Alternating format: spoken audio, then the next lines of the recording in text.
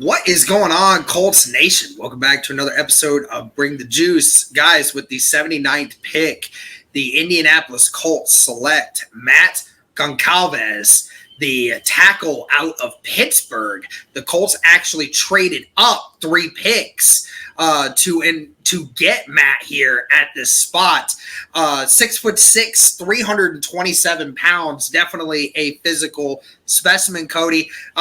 You and I were definitely shocked by this one when we first saw it, even with the idea that the Indianapolis Colts traded up to get this guy. Even though it was only 3 spots, you're still giving up a 5th-round pick for that option. So definitely a very interesting one because we look at, there's a lot of safeties still on the board. There's a lot of corners still left on the board. There's other positions of need that, Indy could have gone with this selection.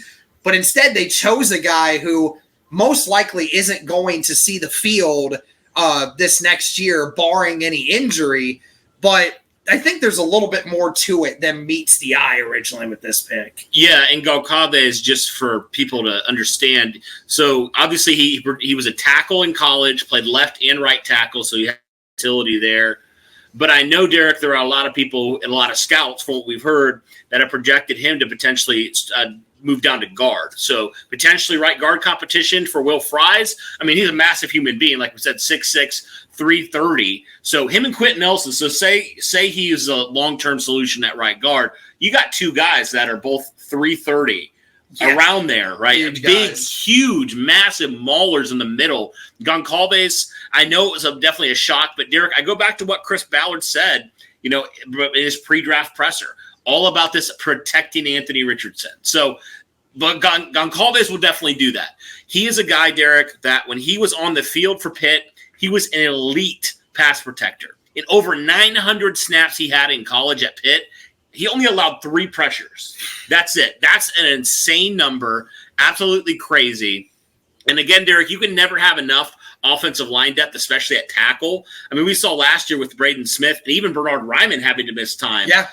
Like the Colts kind of were down to some really backup guys. I mean, Blake Freeland, as much as I feel like he had some moments, still you have a lot of questions about the depth at tackle. So definitely not shocked by that. And I think the great thing with Goncalves is he can play both of them, which is definitely awesome. And he could potentially play 4 of the 5 offensive line positions if he does swing, go down to guard a little bit more. But again, another swing tackle right now that could play interior wise. And I think just another guy that's going to protect Anthony Richardson in the long term. And so obviously, I probably wouldn't have taken a guard this early. I mean, we were probably saying around later we would probably be more maybe comfortable. Like 4th. Yeah, 4th round is kind of what we were thinking. But again, when you look at Goncalves as a player, I mean, obviously he had the injury last year, which I think pushed him down to the 3rd round Missed here. 9 games. Yeah. But I know a lot of people said if he didn't get injured, he might have been a top 50 pick. Yeah. Right? He's got the talent. The talent's not a question, right? It's just that injury, right? And so the good thing about Goncalves, like you said, he probably won't have to see the field early on. So he can take some time, whatever that looks like. If he needs to miss any time or anything like that, or if the Colts want to just kind of ease him along, they can afford to do that. But again, just some depth that you needed in your offensive line, especially because you have some injury concerns with Braden Smith, who missed a ton of time last year, and you don't really know your future at right tackle, necessarily. And the thing is we talked about yesterday with Latu being a different approach to how Ballard is bringing in a defensive lineman. This one's a little different too. His RAS score, albeit he didn't have a lot of chances to test much this offseason due to the injuries, but this guy by all means is not the athlete that typically Chris Ballard brings in at tackle depth. This guy is much less of an athlete and more of a pass protector, but again, that's a different result than what we're used to seeing. We're used to seeing the 6'8" guys, Blake Freeland and Jake Witt, guys that were slightly undersized with weight-wise, but were more athletes. Mm-hmm. They could move. They were mutilized that way. But here you're taking the strict he's less of an athlete, but he is a full-blown pass protector.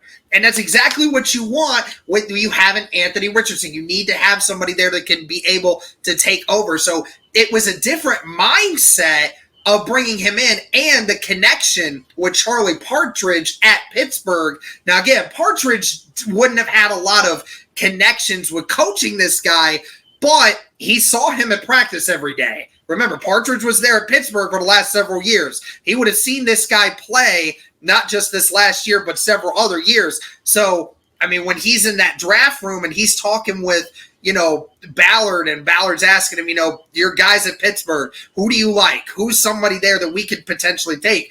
I'm sure that name probably came up, and Partridge probably likes what he sees out of Goncalves there.